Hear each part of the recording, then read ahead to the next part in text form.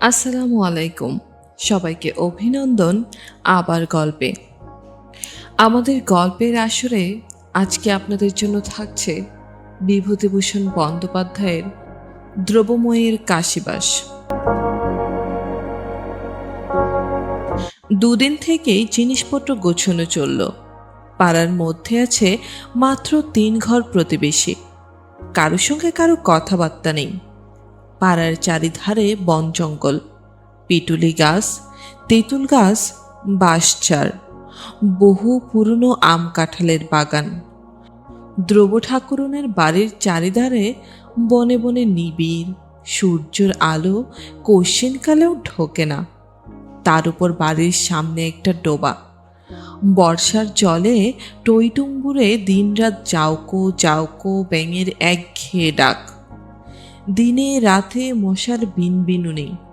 ধ্রুব ঠাকুরনের নাতি বললে, টাকমা, সাবু আছে ঘরে, না বাজার থেকে আনবো? ধ্রুব ঠাকুরনের কণ্ঠস্বর অতি ক্ষীণ শোনাল, কারণ আজ 2 মাস কাল তিনি ম্যালেরিয়ায় ভুগছেন। পালা জ্বর, ঘড়ির কাঁটার নিয়মে তা আসবে একদিন, অন্তর অন্তর ঠিক বিকেল বেলাটিতে। ধ্রুব ঠাকুরন পুরনো কাঁথা লেপ চাপা দিয়ে পড়বেন ও আহ করবেন, জ্বরের ধমকে ভুল বকবেন। ও বাড়ির ঠাকুরন এসে জিজ্ঞেস করবে জানালার কাছে দাঁড়িয়ে, বলি, ও দিদি, অমন করছো কেন? জ্বর এলো নাকি? আর বউ, মলেই বাঁচি, নিত্য জ্বর, নিত্য জ্বর। ওরে মারে, হাত পা কি কামড়ানটা কামড়াচ্ছে, একটু উঠে হেঁটে বেড়াতে দেবে না। এই কি কাণ্ড, হ্যাঁ গা?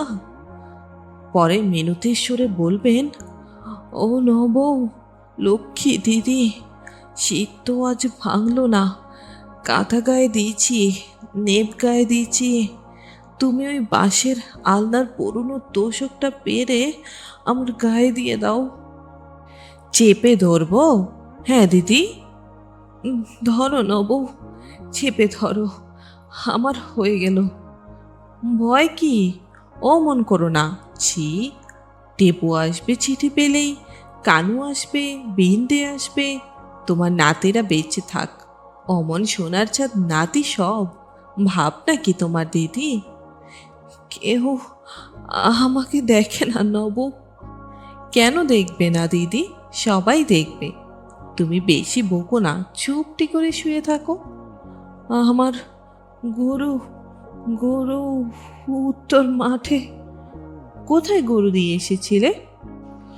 জটে গলার অরল ক্ষেতের পাশে। আচ্ছা, আমি এনে দেব এখন গরু। আমারও গরু রয়েছে জটে গোয়ালের জমির কাছে। তুমি শুয়ে থাকো। আরো ঘণ্টাখানেক পরে বৃদ্ধ ঠাকুরন আবার এসে জানালায় দাঁড়িয়ে বললেন, কম্প থেমেছে দিদি। ক্ষীণস্বরে লেপ কাঁথার ছেঁড়া স্তূপের মধ্যে থেকে জবাব এলো, গরু, আমার গরু তো। কোনো ভয় নেই, আমি এনেছি। কম্প থেমেছে? হুম। সারা বর্ষা দ্রবময়ী এমনই ম্যালেরিয়ায় ভোগেন। তার বড় নাতি শ্রীশচন্দ্র ওরফে টেবু কাজ করে ইচ্ছাপুরে বন্দুকের কারখানায়, মেজুনাতি পাকশিতে, ইবি আরে ছোট নাতিও ওইদিকে যেন কোথায় থাকে। বড় নাতি ছাড়া অন্য 2টি অবিবাহিত। বড় নাতির আবার একটি ছেলেও হয়েছে। আজ বছর 5-6 আগে বড় নাতির ছেলে বউ নিয়ে বাড়ি এসে দিন 7 ছিল। নাত বউ মনোরমা, হুগলি জেলার মেয়ে। সে এখানে এসে নাক ছিটকে থাকে। বাড়ি তো ভারী, মোটে একখানা চালা ঘর, ছেঁচার বেড়া, এমনই ধারা জঙ্গল যে দিন মানেই বুনো সৌর লুকিয়ে থাকে। মশার তো ঝোঁক। মাগো, কি কাদা ঘাটের পথে! এখানে কি মানুষ থাকে নাকি? মনোরমার খাড়ার মতো নাক আরো উঁচু ও তীক্ষ্ণ হয়ে ওঠে। 7 দিন পরে দ্রব্যময়ীকে নাতির ছেলে খোকন মনের মায়া কাটাতে হয়। তার চোখের জলে বুক ভেসে যায়। ঠাকুরনকে বলেন, সুদের সুদ, ও যে কি মিষ্টি তা তোমারে কি বোঝাবো নব। জবময়ের আকুল ক্রন্দনের মধ্যে যে কতকালের পিপাসিত প্রতীক্ষা সুদূর ভবিষ্যতের দিকে নিষ্পলকে চেয়ে আছে, স্বামীহীনা বন্ধা বিধবার ঠাকুরন তা বুঝতে না পেরে কেমন অবাক হয়ে যান। হয়তোবা ভাবেন দিদির সবে বাড়াবাড়ি। ঠাকুরন আপনার জন কেউ নয়, পাড়ার পাশের বাড়ির প্রতিবেশিনী মাত্র। বছরের মধ্যে গড়ে ৩-৪ মাস দুই বৃদ্ধার মধ্যে কথাবার্তা বন্ধ হয়ে যায়, মুখ দেখা দেখিও থাকে না। তবুও ঝগড়া কেটে গেলে পাড়ার মধ্যে একমাত্র ঠাকুরনই ডবময়ীকে দেখাশোনা করেন সবচেয়ে বেশি। জ্বরে শয্যাশায়ী হয়ে থাকলে তার গরুটাও নিজের গরু দুটোর সঙ্গে মাঠে বেঁধে দিয়ে আসেন। একটু সাবু হয়তো করে নিয়ে আসেন, অন্তত জানালায় উঁকি মেরে দু একটা কথা বলেন। কিন্তু এবার ডবময়ী ভুগছেন একটু বেশি। আষাঢ় মাসের প্রথম থেকে জ্বর শুরু হয়েছে, মাঝে মাঝে প্রায়ই ভোগেন। শরীর দুর্বল হয়ে পড়েছে, ঘোর অরুচি তার উপর। পালা জ্বরে ধরেছে আজ মাসখানেক।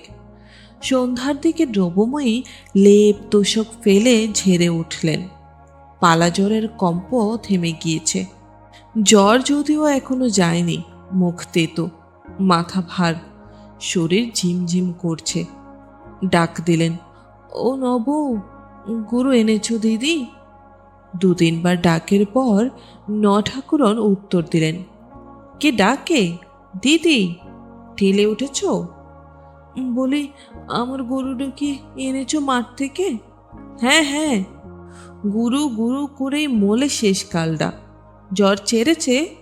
ছেড়েছে ছেড়েছে। বলি, গরু কোথায় বেঁধে রাখলে? গোয়ালে গো, গোয়ালে। খেপলে যে গরু গরু করে। কেরোসিন তেল একটা টেমিটিতে একটুখানি ছিল। দ্রব ঠাকুরন টেমিটা জ্বালালেন। আমরা কাছে একটা তেরো পাখি আর একটা তেরো পাখির সঙ্গে কথাবার্তা কইছে। দ্রব ঠাকুরনের জ্বর তপ্ত মস্তিষ্কে মনে হলো পাখি দুটো বলছে, প্রথম কুকলি কুতলি, দ্বিতীয় ক্যাঁ ক্যাঁ, প্রথম কুতলি কুতলি, দ্বিতীয় ক্যাঁ ক্যাঁ, প্রথম কুতলি কুতলি। দ্রব ঠাকুরন বিরক্ত হয়ে উঠলেন। কি একঘেয়ে আওয়াজ রে বাপু, চালাচ্ছে তো চালাচ্ছেই। ৮ ঘন্টা হয়ে গেল, একে মাথায় ধরে আছে, ভালো লাগে? থাম না বাপু।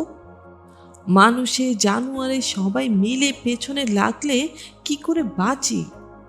গোয়ালে গিয়ে ডব ঠাকুরন মুংলি গরুকে দেখে প্রাণ ঠান্ডা করলেন। মুংলি না খেলে তার খাওয়া হয় না। এই বন জঙ্গলে ঘেরা নির্জন স্বামীর ভিটে আঁকড়ে পড়ে আছেন। সবাই ছেড়ে গিয়েছে তাকে। কত শখকে কতবা বিদেশে। আর 2 ছেলে 2 মেয়ে, নাতি নাতনি, একবার বড় গেরস্ত। যদি সবাই থাকতো আজ বজায়, কেউ নেই আজ। মঙ্গলিকে নিয়ে তিনি একা পড়ে আছেন গোপীনাথপুরের ভিটেতে। তাই গুরুটাকে অত ভালোবাসেন। মাঠে বেঁধে দিয়ে বারবার করে দেখে আসেন, নদীতে জল খাওয়াতে নিয়ে যান। সকালে উঠে দ্রব ঠাকুরনের মনে হলো খিদের চোটে তিনি দাঁড়াতে পারছেন না। বাড়ির পেছনে জঙ্গলের মধ্যে একটা ডুমুরের গাছ থেকে কিছু ডুমুর পেড়ে আনলেন। 2টো সজনে শাক পারলেন উঠোনের গাছ থেকে। ঘাটের পথে মুখুজ্জি গিন্নির সঙ্গে দেখা। মুখুজ্জি গিন্নির ছেলে কটি লেখাপড়া শেখেনি, গাঁজা খেয়ে বেড়ায়। ডোব ঠাকুরনের কটি নাতি চাকরে। এই জন্য ডোব ঠাকুরনের প্রতি তার অন্তরে অন্তরে হিংসে বেশ।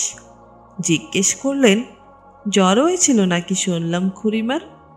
হ্যাঁ মা, আজ 2টো ভাত রাঁধব, তাই সকাল সকাল ঘাটে যাচ্ছি।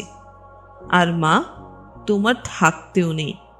অমন সব নাতি নাতনি থাকতেও তোমার এই দুর্দশা, সবই কপাল। অর্থাৎ 2 চাকরে নাতি আছে বলে তোমার গোমর কারবার কিছুই নেই। তুমি যে তিমিরে, সে তিমিরে।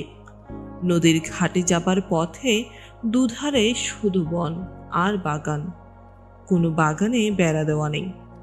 ঘন আশচেওড়া ও বন চালতে গাছের ডালপালা স্থানার্থীদের গায়ে লাগে বলে দু একজন সূচিবায়গ্রস্তা বিধবা পথের নিতান্ত পাশের ডালগুলো হাত দিয়ে ভেঙে ভেঙে রেখেছেন। দ্রব ঠাকুরন বনের মধ্যে ঢুকে উকি মেরে কি দেখছেন।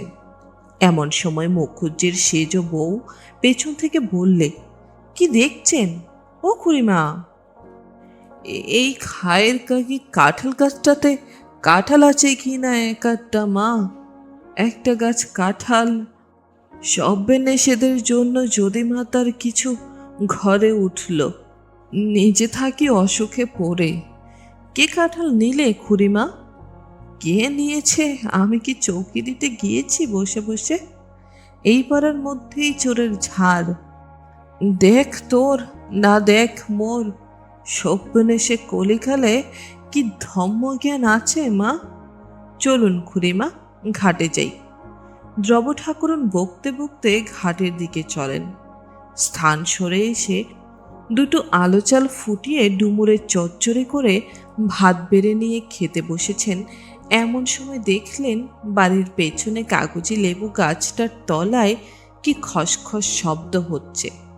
দ্রব ঠাকুরন হাঁক দিলেন, কে? খেয়ে নেব তো নয়। ক্ষীণ বালিকা কণ্ঠে উত্তর এলো, আমি কনক ঠাকুমা। কেন? ওখানে কি শুনি? কি হচ্ছে ওখানে? বের হয়ে আয়, এদিকে সামনে আয়। একটি ম্যালেরিয়া শীর্ণ 10-11 বছরের বালিকা মূর্তি অকুণ্ঠ পদবিক্ষেপে লেবু ঝোপের আড়াল থেকে নিষ্ক্রান্ত হয়ে উঠোনে এসে দ্রব ঠাকুরনের ক্রোড় দৃষ্টির সম্মুখে দাঁড়ালো। এই আমার মার মুখে অরুচি, কিছু খেতে পারে না, তাই গিয়ে বললে, যা তোর ঠাকুমার নেবু গাছ থেকে একটা নেবু। দ্রব ঠাকুরন তেলে বাগুনে জ্বলে উঠে বললেন, হ্যাঁ যা, তোর বাবা মা লেবু গাছ পুঁতে রেখে গিয়েছে, যা তুলে নিয়ে যা। যত সব চোর ছেঁচড়া নিয়ে হয়েছে। তোর মার অরুচি, তা হাটে নেবু কিনতে পারিস নি? এখানে কি তোর বাবার গাছ আছে এখানে? বালিকা চুপ করে দাঁড়িয়ে রইল। দ্রব ঠাকুরন আপন মনে বকে যেতে লাগলেন। অনেকক্ষণ পরে বালিকা ভয়ে ভয়ে বললে, ও ঠাকুমা। কে রে? কি? আমি চলে যাব। কেন, তোকে কি বেঁধে রেখেছি নাকি? যা। নেবো দেবেন না? দ্রব ঠাকুরন চুপ করে অপমানে বড় বড় কয়েকটি ভাতের গ্লাস মুখে পুরে নিলেন।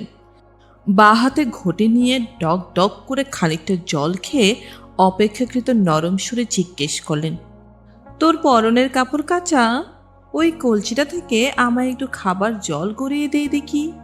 মেয়েটি তাই করলে। দ্রব ঠাকুরন বললেন, অরুচি কেন? তোর মার কি ছেলে পেলে হবে নাকি? তা তো জানি নে ঠাকুমা। যা নিয়ে যা, তবে একটার বেশি নিবি নে, বুঝলি?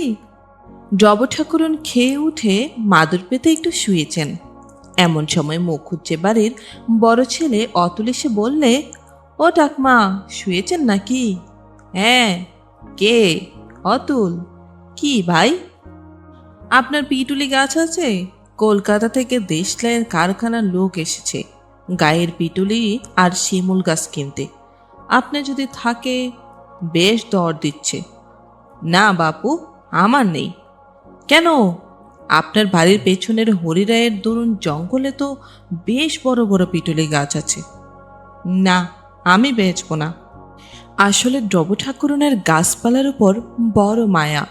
স্বামীর আমলের যা কিছু যৎসামান্য জমি জমা তা প্রায়ই জঙ্গলবৃত এবং বড় বড় বাজে গাছে ভর্তি। জ্বালানি কাঠ হিসেবে বিক্রি করলেও এই কয়লার দুর্মূল্যতার দিনে 2 পয়সা পাওয়া যায়, কিন্তু গাছের একটা ডাল কাটতেও তার মায়া। না খেয়ে কষ্ট পাবেন, তবু গাছ বিক্রির কথা তুলতেও দেবেন না। একজনের শুয়ো পোকা লাগাতে সে ডুমুর পাতা পাড়তে এসেছিল। এখন ডুমুর পাতা দিয়ে শুয়ো লাগা জায়গাটা ঘষলে শুয়ো ঝরে যায়, কিন্তু দ্রব ঠাকুরন তাকে ডুমুর পাতা পাড়তে দেননি। হয়তো এটা অতিরঞ্জিত গল্প মাত্র। তবে এর দ্বারা তার মনের অবস্থা অনেকটা বোঝা যাবে। বৈকালের দিকে ডবো ঠাকুরন বেশ ভালোই বোধ করলেন। পাড়ার এক প্রান্তের জঙ্গলে ঘেরা বাড়ি, বড় কেউ এদিকে বেড়াতে আসে না। এক ঠাকুরন ছাড়া কেউ উকি মেরে বড় একটা দেখে না। ডবো ঠাকুরন কিন্তু লোকজন আড্ডা মজলিস প্রভৃতি ভালোই বাসেন। কেউ এসে গল্প করে, এটা তার খুব ইচ্ছে। কিন্তু ওবেলার সেই বালিকাটি ছাড়া বিকেলে আর কেউ এলো না। সেও এসেছে নিজের স্বার্থে। ঠাকুরমা, একটা নেবো দেবেন? কেন রে, কেন? ওবেলা নেবু, ওবেলা ফুরিয়েছে, এবেলা একটা দরকার। মা বললে।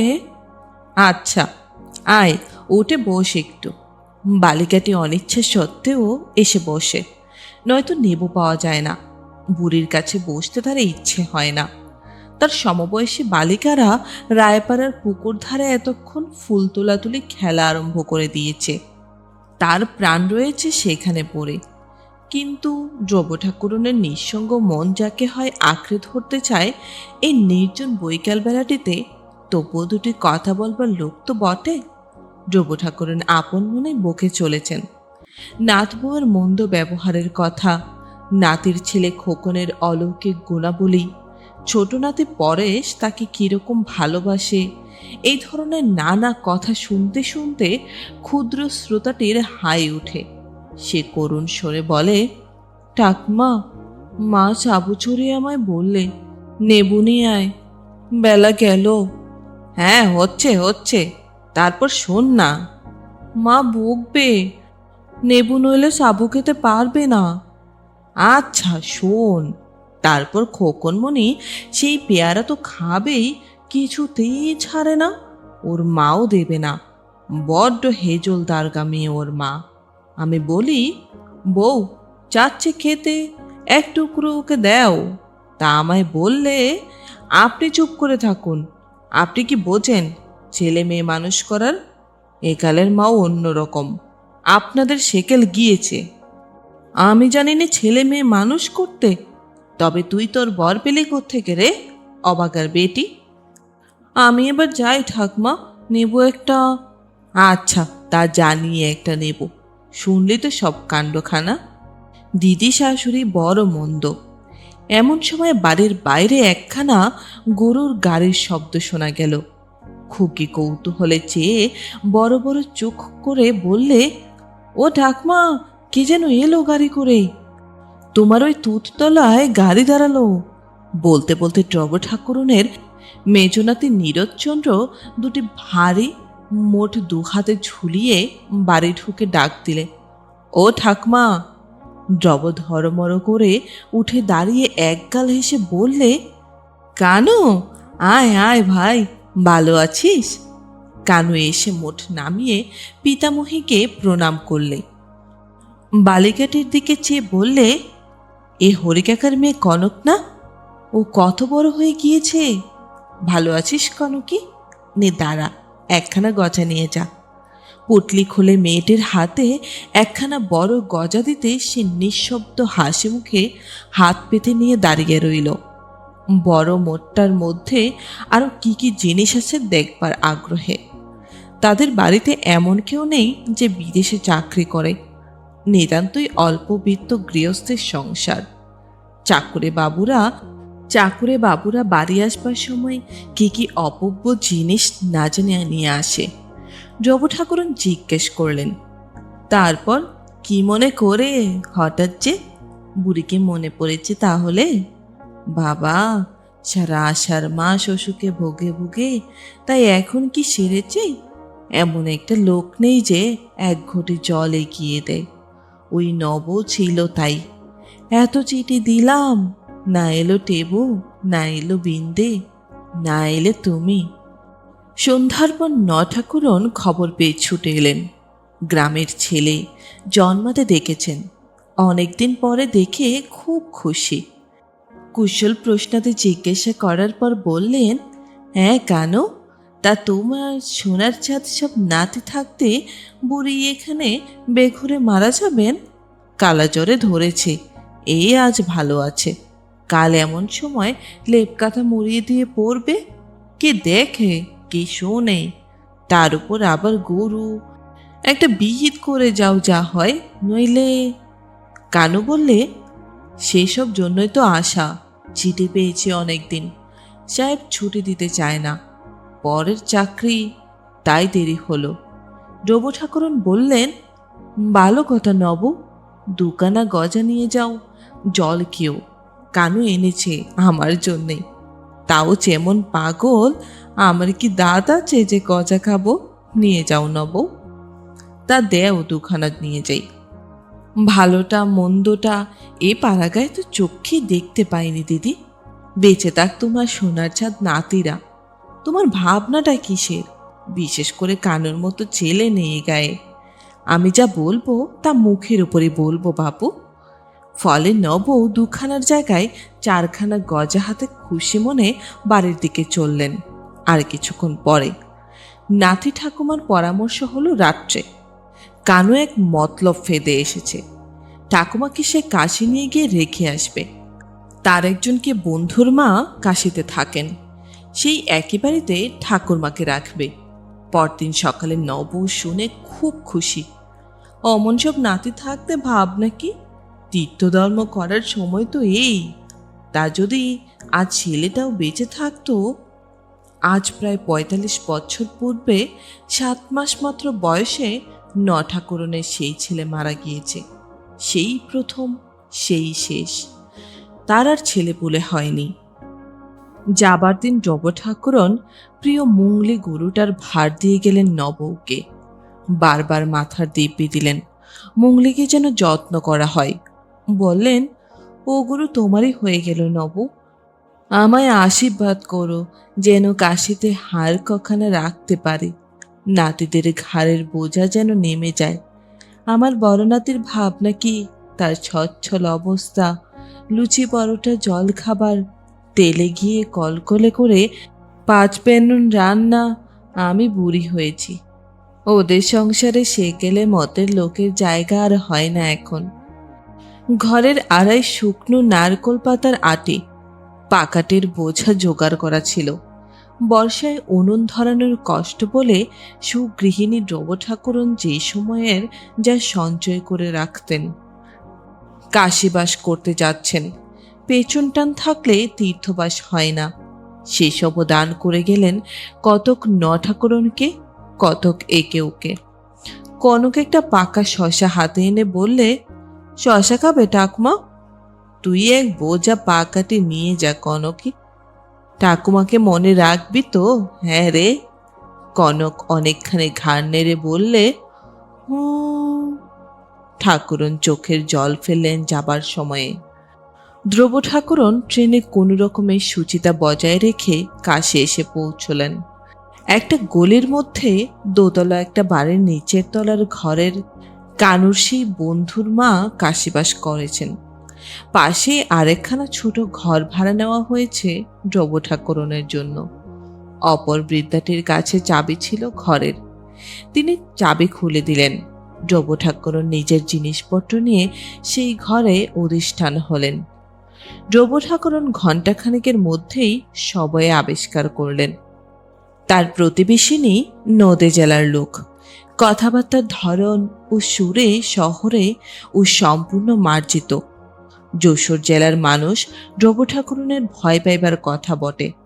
তিনি এসে ধ্রুব ঠাকুরনের ঘরে ঢুকে বললেন, আপনার রান্নাবান্নার ব্যবস্থা কাল থেকে করলেই হবে। আজ আমার ঘরে দুধ আর মিষ্টি আছে, আপনার জন্য রাখলুম কিনা? ধ্রুব ঠাকুরন ভয়ে ভয়ে বললেন, ও। প্রতিবেশিনী নিজের ঘর থেকে খাবার এনে বললেন, আপনার লোমবস্ত্র বার করুন। ধ্রুব ঠাকুরন ভালো বুঝতে না পেরে বললেন, কি বললেন? ধ্রুব ঠাকুরন বললেন, এই কথায় ব উচ্চারণ যশোর জেলার উচ্চারণ রীতি অনুযায়ী প্রসারিত উচ্চারণ। প্রতিবেশিনী বৃদ্ধার উচ্চারণে এইসব স্থানের উচ্চারণ যতদূর সম্ভব আকঞ্চিত।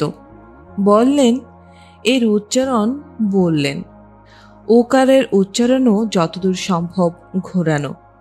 বলছি, লোমবস্ত্র বের করে পড়ুন, একটা কিছু মুখে দিতে হবে তো? লোমবস্ত্র কি জিনিস পাড়াগাঁয়ের মানুষ দ্রব্য ঠাকুরন কখনো শোনেননি, তবে জিনিসটা বস্ত্রজাতীয় দ্রব্য তা বুঝতে পারলেন। বললেন, সে তো আমার নেই, লোমবস্ত্র নেই। আপনি জব করেন কি পরে? সেই সাদা ধান পরেই জব করি।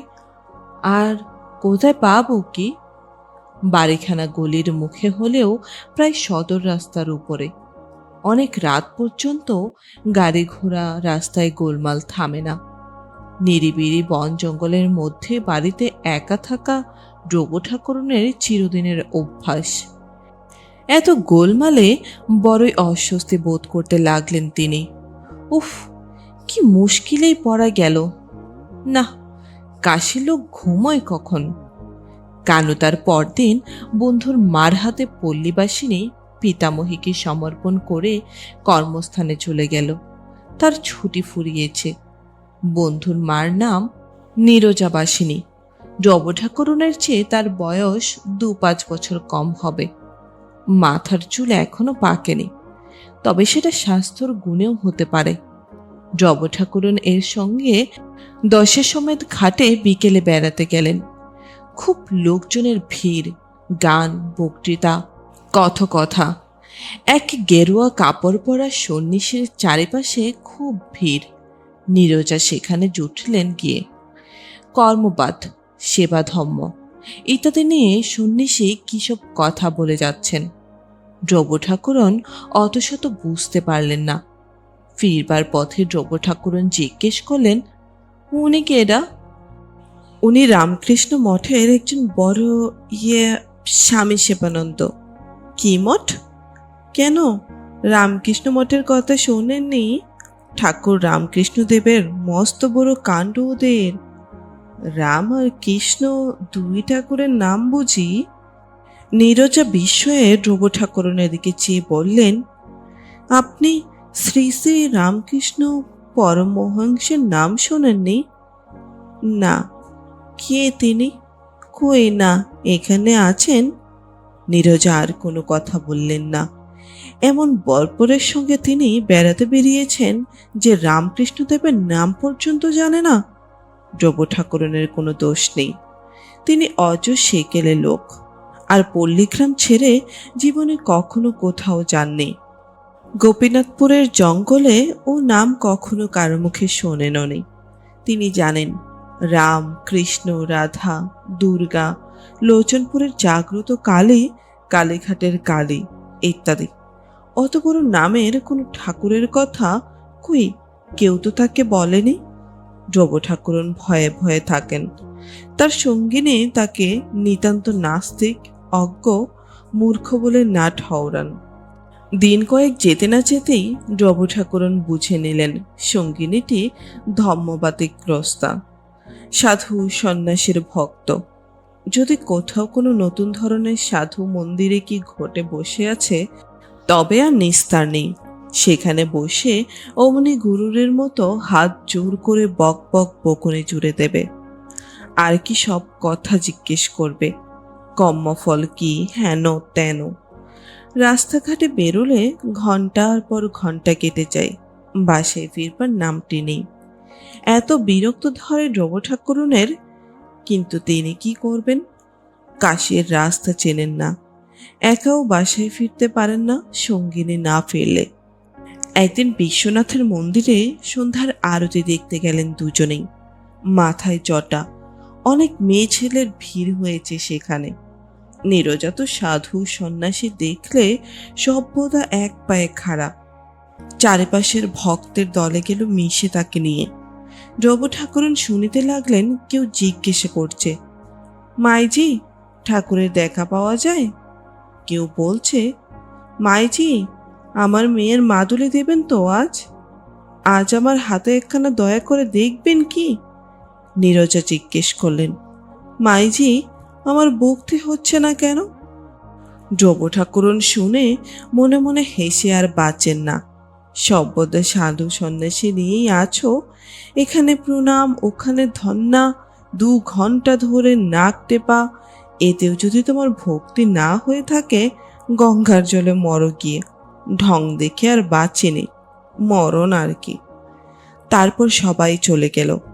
নীরজা সেই যে সেখানে চোখ বুঝে ধ্যানে না কি যোগে বসলো, আর ওঠে না। ধ্রুব ঠাকুরনও কিছু বলতে সাহস পায় না। এদিকে তার মনে পড়ল সুজি একদম নেই। সে কথা এতক্ষণ মনে ছিল না। এত রাত হয়ে গেল, কোথায় বা সুজি কেনা হবে? রাত্রে একটু মোহনভোগ খাওয়া, তাও আজ ধম্মের ভিড়ে বুঝি বা হয় না। বসে বসে ধ্রুব ঠাকুরন বিরক্ত হয়ে উঠলেন। মন্দির থেকে বাঙালি মেয়েরা প্রায় সব চলে গিয়েছে। এদেশি লোক যারা হিন্দি মিন্দি বলে তাদের দলে যাচ্ছে আসছে। ওদের কথা তিনি কিছুই বুঝতেও পারেন না, বলতেও পারেন না। আজ মাস তিনেক গ্রাম থেকে এসেছেন। বেশ শীত পড়ে গিয়েছে কাশিতে। নংলি গুরুটার কথা এত করেও আজকাল মনে পড়ছে। শীতের রাত্রে পাছে মুংলির কষ্ট হয় বলে তিনি গোয়ালে আগুন করে রাখতেন। তার গাছটাতে খুব ডুমুরে হয়েছে নিশ্চয়ই। কি জানে একটা গাছ ডুমুর কারা খাচ্ছে? কম ডুমুরে হয় গাছটাতে। আহা, নব কি মংলিকে অত যত্ন করছে তার মতো? তিনি যে পেটের মেয়ের মতো ওকে, না, তার চোখে জল এসে পড়ে। আজ এতকাল পরে নবউয়ের পত্র এসেছে দেশ থেকে, তাই বেশি করে মনে পড়ছে দেশের কথা। নবউ লিখেছে মুংলি ভালো আছে, শিগগির বাছুর হবে। তার বাড়ির দাওয়ায় খুঁটি না বদলালে নয়। কানু বা বিন্দিকে যেন চিঠি লেখা হয় সেজন্য। নীরজা দীর্ঘ নিঃশ্বাস ফেলে ধ্যান ভঙ্গ করে উঠে দাঁড়িয়ে বললেন, দিদি চলো যাই। সত্যি কি পবিত্র স্থান না? ইচ্ছে হয় না যে আবার সংসারে ফিরে যাই, রাধে খাই। ধ্রুব ঠাকুরের মনে মনে বললেন, মরনা এখানে শুকিয়ে হতে দিয়ে। কে মাথায় দিব্যি দিয়েছে রাত্রে খেতে? নীরজা বললেন, কর্নেশটা অভ্যেস করছে কি না প্রায় হয়ে এলো। দ্রবময়ী নীরব। মাগিটা পাগল নাকি? কি সব বলে বোঝাও যায় না। রাত দুপুরে বাজলো বাবা। এখন বাসায় চল দেখি। বাসায় এসেও কি তাই নিস্তার আছে? নীরজা ডাকবে তার ঘর থেকে, ও দিদি একটু গীতা পাঠ করে শোনো। নিতান্ত অনিচ্ছার সঙ্গে তাকে যেতে হয়। গীতা টিতা ওসব তিনি বোঝেন না। সুবচনের ব্রত কথা, সত্যনারায়ণের পেঁচালি, শিবরাত্রির ব্রত কথা, এসব শোনা তার অভ্যাস আছে। বেশ দিব্যি বুঝতেও পারেন। এসব শক্ত শক্ত কথার কি কাণ্ড মাণ্ড এক বর্ণও যদি বোঝেন। আর মাগির চোখ উল্টে, কান্না কান্না মুখের ভাব করে পরিবার ভঙ্গি বা কি। ধ্রুব ঠাকুরও না পারেন হাসতে, না পারেন হাসি চাপতে। এমন বিপদেও মানুষ পড়ে গো। নীরজা পড়তে পড়তে বলবেন, আহা কি চমৎকার। ধ্রুব ঠাকুরন বসে ঢুলতে ঢুলতে ভাবলেন, থামলে যে বাঁচি। সকালে উঠে নীরজা বললেন, আজ আমার গুরুদেব আসবে। দিদি দুখানা লুচি ভেজে দিও তো আমার ঘরে বসে। বেলা 2টোর সময় এক সন্ন্যাসী এসে হাজির। বেশ মোটা ভুঁড়িওয়ালা, এই লম্বা দাড়ি। নীরজা সাটাঙ্গ হয়ে প্রণাম করে দুবার মাথা ঠুকলেন গুরুদেবের পাদপদ্মে। আহারাদির জোগাড় করতেই কাটল সারাদিন। 3 সের দুধ মেরে 1 সের হলো। ঘরে রাবড়ি মালাই তৈরি হলো, লুচি ভাজা হলো। সন্ধ্যার সময় নীরজা বসলেন গুরুর কাছে কি সব ক্রিয়া শিখতে। আসন না মাথা মুন্ডু তাই শিখতে। যত বা এ বকে তত বা ও বকে। মনে হলো বুঝি কানের পোকা সব বেরিয়ে যাবে। গুরুদেব বাঙালি। রাত 9টার পরে ধ্রুব ঠাকুরনকে ডাক দিলেন। বললেন, তোমার বাড়ি কোথায়? গোপীনাথপুরে, যশোর জেলা। কে আছে বাড়িতে? নাতিরা আছে, তাদের ছেলে বউ আছে। তুমি কাশীবাস করতে এসেছ? হ্যাঁ। নাম কি? নবময়ী দেববা। দীক্ষা হয়েছে? না। নীরজা চোখ কপালে তুলে বললেন, কি সর্বনাশ, দীক্ষা হয়নি এতদিন? তা তো জানতাম না। গুরুদেব বললেন, দীক্ষা নিতে হবে মা তোমাকে। আমার পয়সা নেই, দীক্ষা নিতে গেলে তো খরচ আছে। নাতিরা 11 টাকা করে মাসে পাঠায়, তার মধ্যে ঘর ভাড়া, তার মধ্যে খাওয়া, পয়সা পাই কোথায়? দীক্ষা না নিলে কাশিবাসে ফল কি মা? ফলের জন্য তো আসিনি, শরীরটা সারাতে এসেছিলাম। নীরজা রাগের সুরে বললেন, শরীর আগে না পরকাল আগে? রব ঠাকুরন চুপ করে রইলেন। গুরুদেব বললেন, নীরজা মার কথার উত্তর দাও, চুপ করে থাকলে হবে না। নীরজা বললেন, গীতার ভক্তিযোগ সেদিন পড়েছিলাম, শুনলে তো দিদি? কম্মের চেয়েও ভক্তি বড়, স্বয়ং ভগবান বলছেন। কি বিপদ! মাগির সবসময় কি আবোল তাবোল বকুনি? মুখে বললেন, আমি তো কিছু বুঝিনি, আপনারা যা বলেন। তবে এবার কিছু হবে না। নাতি 60 টাকা পাঠিয়েছিল, তা ঘর ভাড়াতেই গিয়েছে। হাতে টাকা না থাকলে তবু দুজনেই নাছোড়বান্দা, দীক্ষা নিতেই হবে। গুরুদেব বললেন, কাশিবাস করছো মা? তোমার যথেষ্ট বয়স হয়েছে। গুরু দীক্ষা না নিলে যে সবই মাটি। আজ আছো, কাল নেই। পৃথিবী কিছুই না, ইহকাল কিছুই না। নীরজা বললেন, গুরুর মুখে ব্রহ্মা, বিষ্ণু, মহেশ্বর, ইহকালেও তিনি, পরকালেও তিনি। জব ঠাকুরের মনে মনে বললেন, মরণ মাগির। তবে স্বামী কোথায় যাবে মেয়েদের? ধ্যান দেখো না। যাই হোক, বহু তর্ক করেও দ্রব ঠাকুরনকে দ্রব করা গেল না। নাম দ্রবময়ী হলে কি হবে, ভিতরে বেজায় শক্ত। নীরজা অবশ্যই তার জ্ঞান বুদ্ধিমতে একজন 70 বছরের মৃত্যু পথযাত্রিনীর ভালো করবারে চেষ্টা করেছিলেন। সে রাজি না হলে তিনি আর কি করবেন? নীরজার ভক্তি, সে দেখাবার মতো একটি জিনিস বটে। গুরুর পাদতক পান না করে তিনি দাঁতের তৃণও কাটবেন না। গুরুর বাক্যে বেদ বাক্যের চেয়েও মূল্যবান তার কাছে। পুরনো এক ছড়া হার ছিল, সেটা বিক্রি করে এসে টাকা তুলে দিলেন গুরুদেবের হাতে। কথাটা শুনে রব ঠাকুরন জিজ্ঞেস করলেন, অতগুলো টাকা দিয়ে দিলে গুরুদেবকে? টাকা সার্থক হলো দিদি, তোমার নিজের হার? ও আমার বিয়ের পর শ্বশুর বাড়ি থেকে দিয়েছিল, তিনি হাতে করে দিয়েছিলেন। সেই হার তুমি দিলে বেচে? দিদি, সংসার অনিত্য, সবই অনিত্য। কে কার স্বামী, কে কার স্ত্রী, সবই ভগবানের মায়া। মায়ায় সব ভুলে থাকা। গুরুই কেবল নিত্য বস্তু, তা তো বটে। ও মাগির সব সময় বড় বড় কথা। দিগে যা তোর সব কিছু গুরুর পাদপদ্মে বিলিয়ে। তার কি, বিয়ের পরে স্বামী নিজের হাতে যে হার ছড়া দিয়েছিল, তা কোনো মেয়ে মানুষ এভাবে গুছিয়ে দিতে পারে? গভীর রাত পর্যন্ত শুধু এই কথাটাই বারবার তার মনে পড়ে। সেই সব দিন ঝাপসা হয়ে গিয়েছে। মনের আকাশ বিস্মৃতির মেঘে ঢাকা। ওই গোপীনাথপুরের ভিটে অমন ছিল কি তখন? ফুলশয্যার রাত। হঠাৎ মনে পড়ে যায়, গত আষাঢ় মাসের প্রথমে উত্তর দিকে ভাঙা পাঁচিলের গায়ে এতটুকু একটা শশা গাছ নতুন বর্ষার জল পেয়ে গজিয়েছে দেখে তিনি শুকনো কঞ্চি কুড়িয়ে একটা মাচা বেঁধে দিয়েছিলেন। এতদিনে গাছ বড় হয়েছে, কত শশার জালি পড়েছে গাছটাতে। কে খাচ্ছে সে বনের মধ্যে? হয়তো কনকি আসে নেবু তুলতে। এক গাছ নেবু রেখে এসেছিলাম, সেই হয়তো শশা পেরে নিয়ে যায়, কে জানে। হঠাৎ কি একটা কুম্ভরে দ্রব ঠাকুরন চমকে উঠলেন। নীরজার ঘর থেকে শব্দ আসছে। মা কি অত রাত্রে কি করে? হুস হুস করে অত জোরে দীর্ঘ নিঃশ্বাস ফেলছে কেন? ঘুমের ঘরে মুখ চাপা লাগলো নাকি? দ্রব ঠাকুরন ডাকলেন, শুনছ? ওগো, কি হয়েছে ওগো? নীরজা বললেন, ডাকছেন কেন দিদি?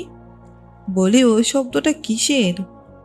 কুম্ভকে রেচক পুরুক অভ্যাস করছি, অনেক রাত ভিন্ন হয় নাকি না, ঠাকুর তাই বলে গেলেন। সে আবার কিরে বাবা, মাকে তো ঘুমোতে দেয় না রাত্রিরে। দ্রব ঠাকুরন বললেন, যাকগে, ঘুমের ঘরে মুখ চাপা হয়নি তো? না দিদি, ঘুমোয়নি এখনো। ঘুমোলে যোগের ক্রিয়া হয় না।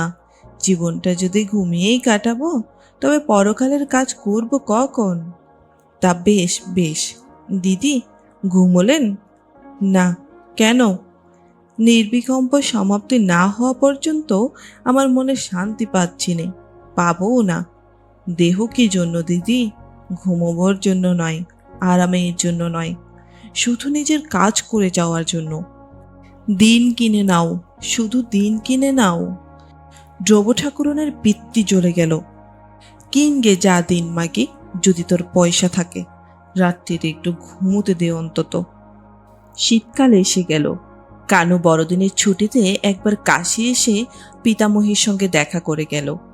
ধ্রুব ঠাকুরন তাকে বললেন, কানু ভাই, অন্য একটা বাসা পাওয়া যায় না? কানু বিস্মিত হয়ে বললে, কেন, এখানে কি হলো? সত্যর মা রয়েছেন, এই তো সবচেয়ে ভালো।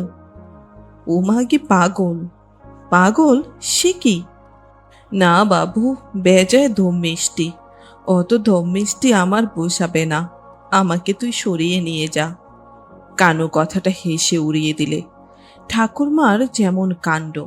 বললে, আচ্ছা ঠাকমা, শেষ বয়সে কাশিবাস করতে এলে না হয় তুমিই হও একটু ধর্মিষ্টি। হ্যাঁ, উনি ওই রকমই বটে, সত্য বলছিল। মা কিছুতেই দেশে থাকতে চান না। এই গত বৈশাখ মাসে সত্যর ছোট ভাইয়ের বিয়ে গেল, ওর ছোট ছেলের। ওকে তো চিঠিপত্তর কত অনুরোধ, কিছুতেই গেলেন না। বললেন, যে মায়া একবার কাটিয়েছেন তাতে আর জড়িয়ে পড়তে চান না। ছোট ছেলে টেলিগ্রাম পর্যন্ত করলে কোনো ফল হলো না।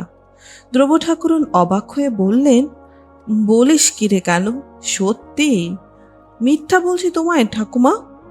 আমায় এখান থেকে তুই সরিয়ে দে ভাই। ছি। আচ্ছা, তুমি অত নাস্তিক কেন ঠাকুমা? ওর সঙ্গে থেকে একটু ধর্ম শেখো না। চিরকালে বিষয় আর সংসার নিয়ে তো কাটালে। হাঁপ লেগে মরে যাব যে এখানে থাকলে। আবার এসব নাস্তিকের মতো কথাবার্তা। ঠাকুমা তুমি কি? শীত কেটে গ্রীষ্ম এলো, চলেও গেল। আবার আষাঢ় মাসের প্রথম। দেশের খবর নেই অনেক দিন। ঠাকুরনের চিঠি আগে আগে আসতো। গত ৩-৪ মাস তাও বন্ধ। কথায় কথায় একদিন নীরজা কথাটা বলেই ফেললেন, দেশে কে আছে আপনার? শুনেছি সেখানে থাকে না কেউ। বাড়িটা, গাছটা, পালাটা। দিদি, এখনো ওইসবের মায়া। বিশ্বনাথের পাদপদ্মে মন সমর্পণ করুন, বন্ধন ঘুচে যাবে।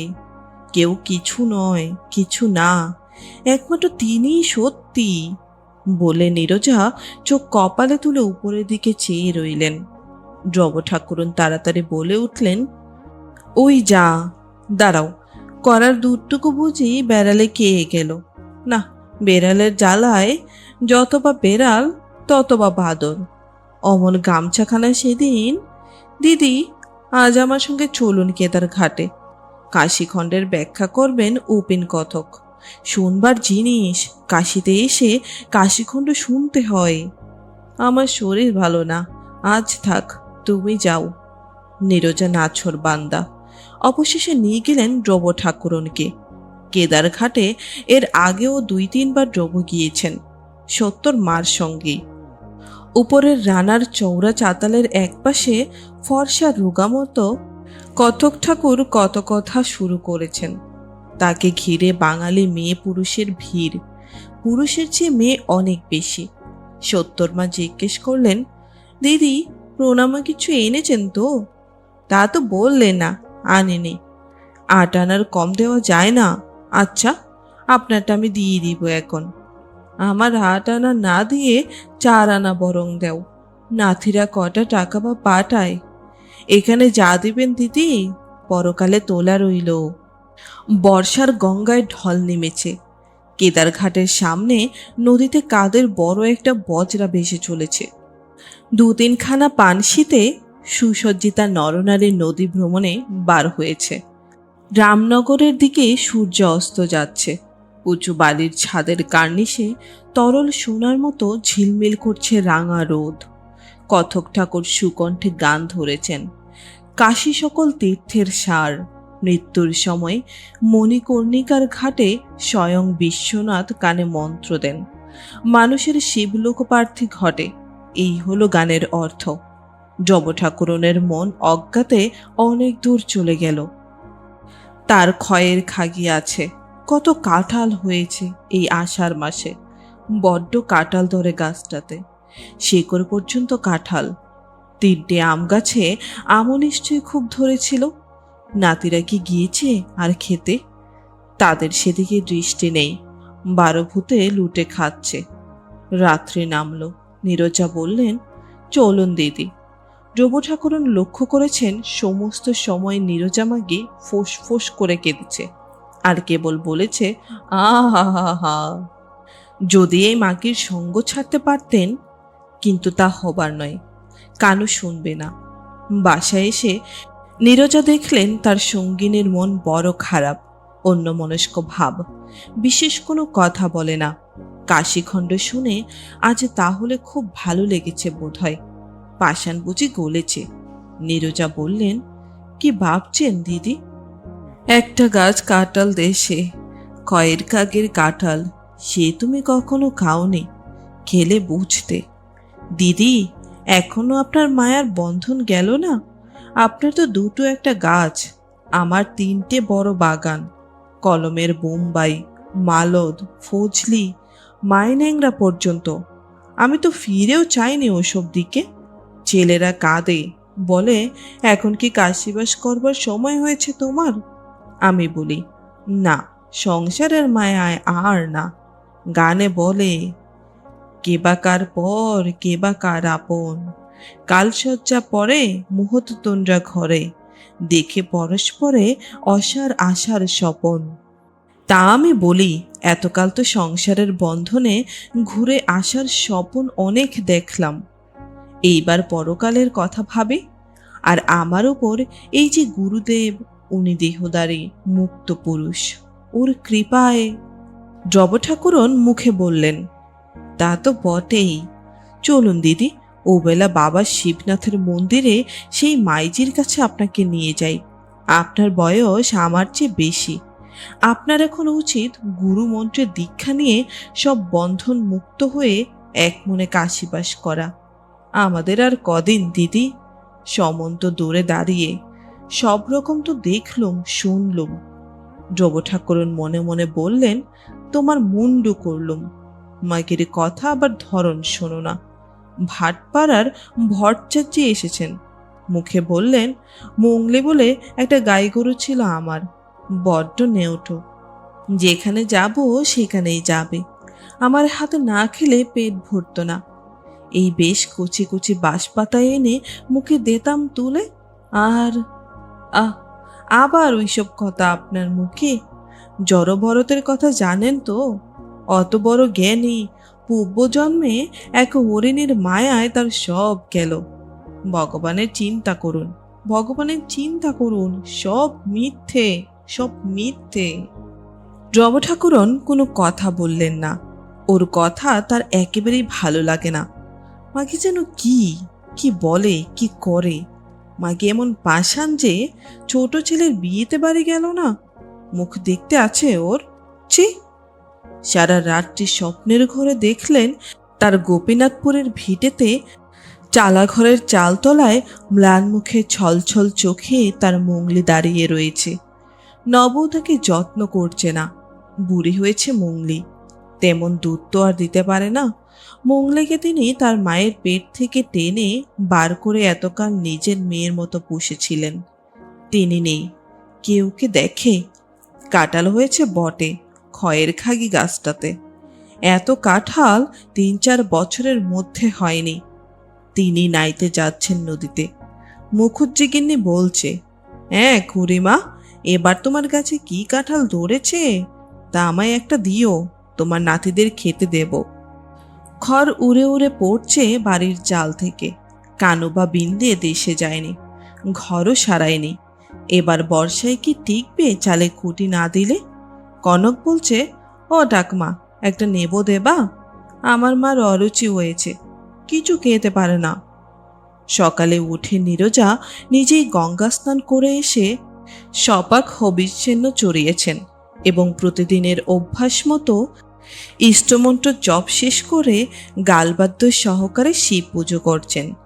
ডোব ঠাকুরনের একটু বেলা হয়েছে আজ উঠতে, মনও খুব ভার। তার আপনারজন পড়ে রইল তার মুংলি, তার খয়ের খাগি গাছটা, তার ডুমুর গাছ, আর তিনি কোথায়। আরও ওই মাগির জ্বালায় নীরজার গালবাদ্য থামল। ডোব ঠাকুরনকে বললেন, আজ বড় সুখবর পেলুম দিদি। গঙ্গা স্নানে গিয়ে গুপ্তিপাড়ার সইয়ের সঙ্গে দেখা। সেও আমার মতো কাশিবাস করছে, বাঙালি টোলায় থাকে। বললে গুরুদেব আসছেন সামনের সোমবারে। হরিদ্বার থেকে ফেরবার পথে আমার এখানে পায়ের ধুলো দিয়ে তবে যাবেন। সইও একই গুরুর কাছে মন্ত্র নিয়েছে কিনা। আজ বড় শুভ দিন আমার। গুরুর পাদপদ্ম আশ্রয় করেই বেঁচে আছি। এবার এলে আপনাকে দীক্ষা নিতেই হবে দিদি, আমি ছাড়ব না। গুরু দীক্ষা না হলে দেহ পবিত্র হয় না। ভবসাগর পার হতে হলে গুরুর চরণ রূপে ভেলা চাই আগে, নইলে হাবুডুবুকে মরতে হবে যে দিদি। ডোব ঠাকুরন বললেন, তা তো ঠিক, তা তো ঠিক। গুরুদেবের আগমনের পূর্বেই শনিবার সকালের গাড়িতে কানু এসে হাজির হলো। ডোব ঠাকুরন নাতির কাছে কেঁদে পড়লেন, তুই আমায় গোপীনাথপুরে নিয়ে চল ভাই, আমার আর কাশিবাসে কাজ নেই। বাবা শিবনাথ মাথায় থাকুক, ও মাগির কাছে আর 2 মাস থাকলে আমি পাগল হয়ে যাব। ফলে সোমবার কাশীতে গুরুদেবের শুভাগমনের দিন দুপুরের ট্রেনে ডোব ঠাকুরন দেশের স্টেশনে তার বোচকা তুরঙ্গ নিয়ে নাতির সঙ্গে এসে নামলেন। ঠাকুরন শুনে ছুটে এলেন, ও দিদি দিদি। হ্যাঁ নব, আমার মুংলি ভালো আছে? ভালো নেই দিদি, ওঠে না, খায় না। তোমার যাওয়ার পর থেকেই গোয়ালে শুয়েই থাকে। সে আমার মন বলেছে ভাই, তুমি কি বলবে। তাকে রাত্রিরে স্বপ্ন দেখেই তো আর টিকতে পারলাম না, চলে এলাম। কানুকে বললাম, নিয়ে চল ভাই গোপীনাথপুর, মাথায় থাকুক শিবনাথ। মুগলি কোথায়? ওকে কচি বাঁশপাতা খাওয়াবো নিজের হাতে, স্বপ্ন দেখেছি। একটু পরে ঠাকুরন দরা ধরে মুংলিকে নিয়ে এলেন। সত্যিই তার সেই চেহারা নেই। সব কাজ ফেলে ডোব ঠাকুরন ছুটে গিয়ে তার গায়ে মুখে হাত ভুলিয়ে আদর করতে লাগলেন। মুংলির চোখে জল পড়ে, তারও চোখে জল পড়ে। ঠাকুরন বললেন, আর জন্মেও তোমার মেয়ে ছিল দিদি, আর জন্মে মায়ের বাঁধন। রক্ষে করো নবৌ, তুমি বড় বড় কথা বলতে শুরু করলে নাকি সেই মাগের মতো। মংলি এ জন্মেই আমার মেয়ে, আর জন্ম টন্ম ছেড়ে দাও। কে মাগি, কার কথা বলছো? যে বলবো এখন সব, হাঁপ ছেড়ে বেঁচেছি দেশে এসে বাবা। কানু হেসে বললে, না ঠাকমাকে নিয়ে আর পারা গেল না। এমন নাস্তিক কাশীপ্রাপ্তি অদেষ্টে থাকলে তো। তুই ভাই বল, নব বলো, আমার এই ভিটাতেই যেন তাদের কোলে শুয়ে সকলের কাছে থেকে বিদায় নিয়ে যেতে পারে। কাশী প্রাপ্তিতে দরকার নেই, এই ভিটেই আমার গয়া কাশী। তিনি এই উঠোনের মৃত্তিকাতে শুয়েছিলেন ওই তুলসী তলায়, আমাকেও তোরা ওখানে। আঁচলের খুঁটি দিয়ে ডোব ঠাকুরন চোখ মুছলেন। বেলা যায় যায়, আশারান্ত সুদীর্ঘ দিনমানের শেষ সূর্য চলে পড়েছে পশ্চিম দিকের নিবিড় বাঁশবনের আড়ালে। ঘেটকল ফুল কোথাও জঙ্গল ফুটেছে, বাতাস তার কটু উগ্র গন্ধ। ডোব ঠাকুরনের মন শান্তিতে আনন্দে উৎসাহে পূর্ণ হয়ে গেল। 11 বছরের নববধূ এই বাড়ির উঠানে পা দিয়েছিল। এখন তার বয়স 3-6। কনক হাসি মুখে এসে দাঁড়িয়ে বললে, ঠাকমা ভালো আছেন? এছেন শুনে ছুটে দেখতে এলাম। আমাদের কথা মনে ছিল